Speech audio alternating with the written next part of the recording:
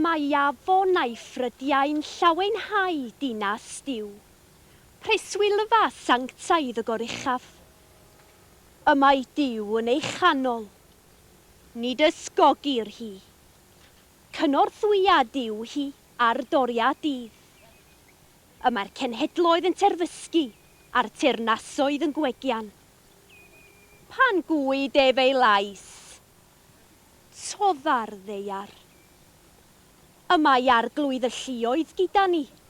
Diw Jacob yn gair i ni.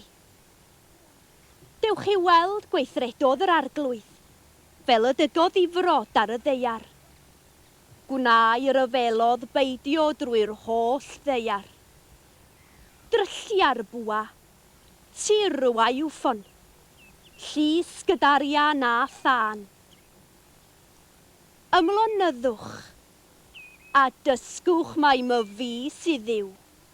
Yn y ddyrchafedig ymysg y cenhedloedd, yn y ddyrchafedig ar y ddeiar. Y mae arglwydd y lluoedd gyda ni. Diw Jacob yn gair i ni.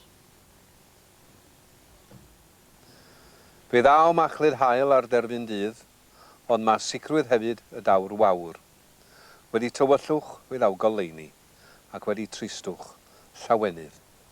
A'r sicrwydd yma a symbolodd y parchedig Byron Howells, gweinidog Bryn Gwran, Caergeiliog a Gwalchmai yn y ganrif ddiwetha, i lunio ei emyn sy'n cyfleu'r ffaith fod erchythra'r croeshoelio wedi ei ddilyn gan fuddugoliaeth y trydydd dydd.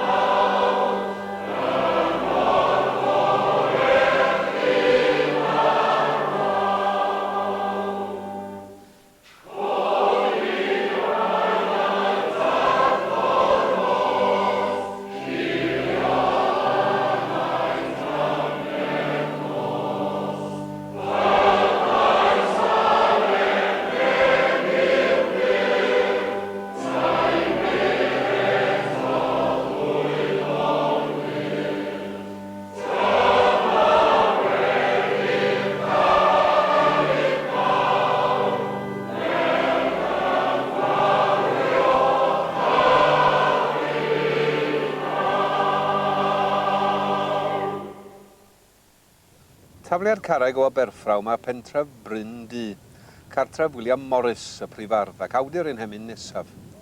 Emyn heddwch ag enir, ond mae'n heddwch y by'n rhaid talu'n ddrud amdano, mor ddrud hyd yn oed am marwolaeth ar groes Calfaria.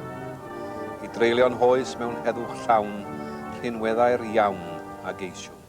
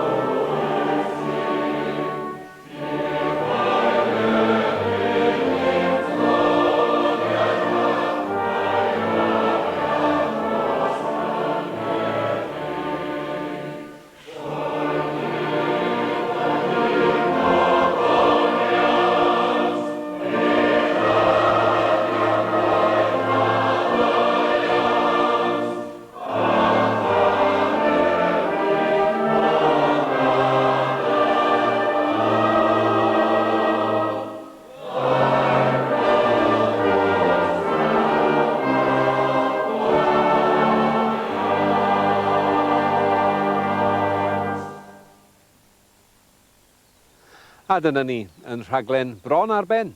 Cyn cloi, emyn gan un fy'n weinidog yr Efengil am 30 o flynyddoedd, William Griffiths Caergybi.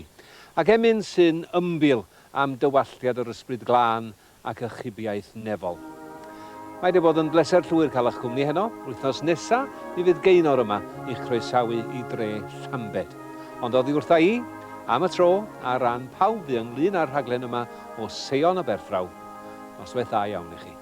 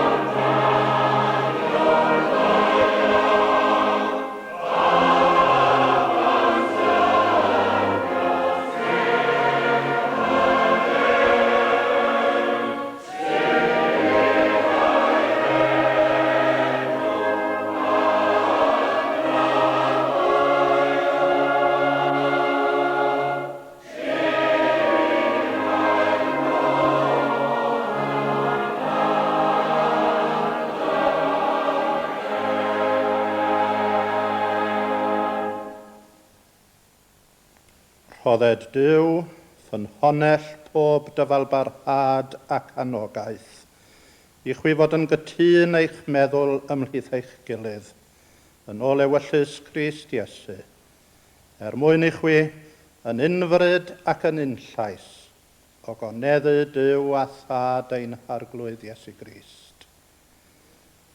A bydded i dangnefedd Duw sydd goruwch pob deall, warchod dros eich calonnau a'ch meddyliau yng Nghrist Iesu. Amen.